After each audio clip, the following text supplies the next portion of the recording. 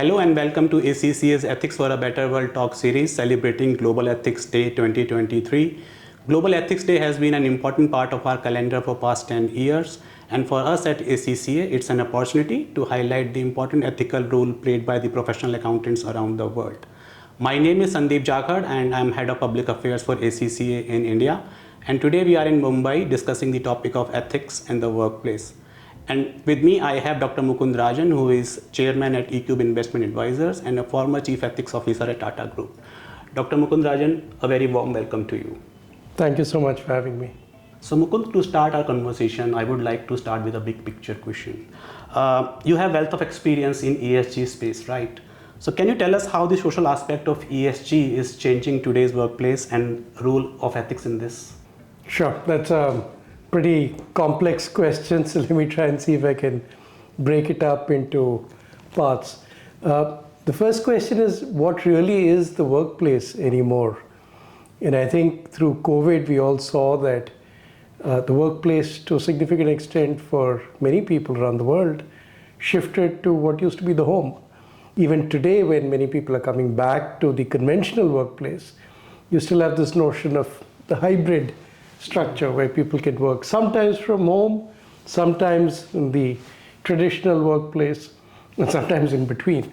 So I think the question is, where is the workplace anymore, and how does it impinge on issues such as work-life balance? The second thing that I think has become very important is, thanks to the focus on ESG around the world, and particularly the S dimension, the social dimension in ESG, there's much greater concern about how businesses actually deal with the multiple different audiences and people that they engage with. The people in the workforce, their own employees, people who are part of the contract workforce, the temporary workforce, we hear about the gig economy, the people who are outside your system. So think about your customers, people who visit the shops where you may have products presented. The supply chain, those who are part of your value chain and are providing products and services that ultimately get put together and repurposed to services that get provided to the end customer. How are you treating all of these extended networks of people who are associated in one way or the other with your business? And I think increasingly considerations around what is called DEI, diversity, equity, inclusion, concerns around human rights, much of which is informed by the ethics agenda. But now I think multiple different stakeholder constituencies, customers, your own employees, investors, are all now very concerned that businesses should demonstrate a strong commitment to doing the right thing on all of these aspects. And I think the S factor in ESG is helping to drive a lot of that change. Yeah, I completely agree with you. Mukund, you talked about work-life balance and how the workplaces are changing. So what creates a really good ethical workplace? And how much do things like culture, employee support for well-being, and mental health matters in this?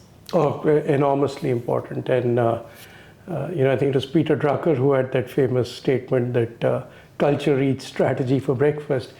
I think the culture has to be very well set. And what we in our experience have seen, including my years at the Tatas, we used to call it the 4 pillars to really deliver on an outstanding ethics agenda, or for that matter, any kind of serious business agenda, including the broader ESG perspective that an organization would have. The first, to my mind, and perhaps most important, is the tone at the top.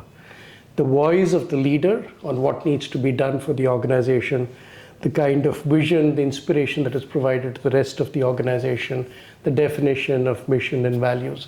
All that comes typically from the tone at the top. The second is the kind of structure you have, the systems and processes to be able to execute on that broader vision and to bring it to life. The way you align the rest of your colleagues. Do you have a chief ethics officer in your organization, as I was in the Tata Group, for instance? How do you create a focus, and how do you ensure that awareness is spread? The third is communication. We used to say the 3 C's: communicate, communicate, communicate. any important agenda that is going to be transformational requires periodic, frequent, almost incessant communication. The more you talk about it, the better it is for the organization. And last and finally, the ability to measure and determine how you improve over time. So the ability to quantify what you've actually done. As they say, if you can't measure it, you can't improve it. Even on ethics, it's quite straightforward to actually put in place measures on how you actually want to improve over time. So if you have those four in place and you're serious about pursuing this, I think you can really aspire to becoming a role model and creating a world-class ethical organization. So Mukund, my final question to you is, for any society to do well, they must unlock the full potential of their people, right? So what can organizations do to support social mobility, break down biases, and help build inclusive workplaces? Wow, that's again a very loaded question. I think in India, obviously, you have significant challenges on multiple dimensions. In India, we have affirmative action programs to support members of what are called the scheduled caste and scheduled tribe communities. You have huge challenges on the gender side. We have one of the lowest female labor force participation levels anywhere in the world. There is much more we need to do to create social mobility, to give people equality of opportunity. How do you deal with this? These are age-old problems. But I'd say that the most important issues are, first of all, awareness creation. And I think that starts right from our schools. How do we create awareness in the population and in the workforce that these are issues that are important, that need to be addressed? How does then the leadership, we talked about the tone at the top, how do you create an inspirational vision within your organization on what you can do to actually address some of these challenges? What kind of targets will you set for yourself? So Mukund, as we are near the end of this conversation, I would like to ask you 3 quick questions, and you can answer yes or no, or perhaps a short response. First question is, do you consider that leaders in accountancy profession are paying enough attention to the impact of social agenda? I think they're beginning to. Still a long way to go. I think partly because the measures are not that straightforward. You asked about measures.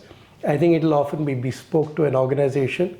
And perhaps when an accountant comes in, they have a one-size-fits-all perspective, which needs to change. My second question is the social agenda being marginalized at the expense of environmental agenda?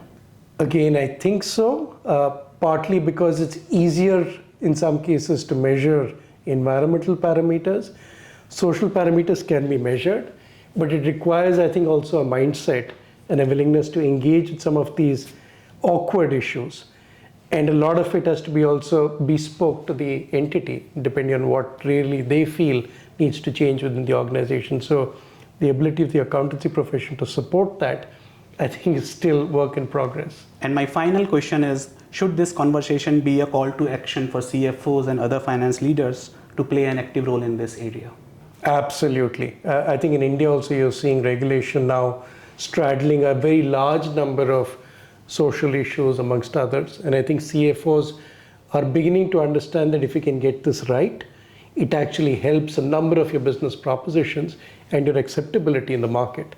And it's very much therefore an issue to do with your business performance, your strategy, and the willingness of stakeholders to engage with your company.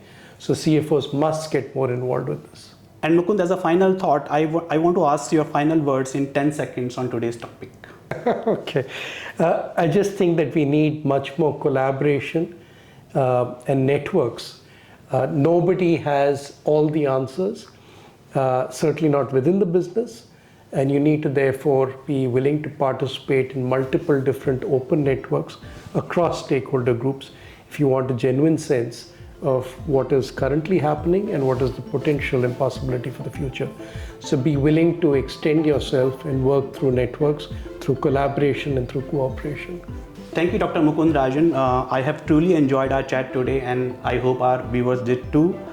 Catch more of our Ethics for a Better World talks on our ACCA's YouTube channel, and stay tuned for our next conversation from London on the topic of ethics and sustainability. Thank you and goodbye.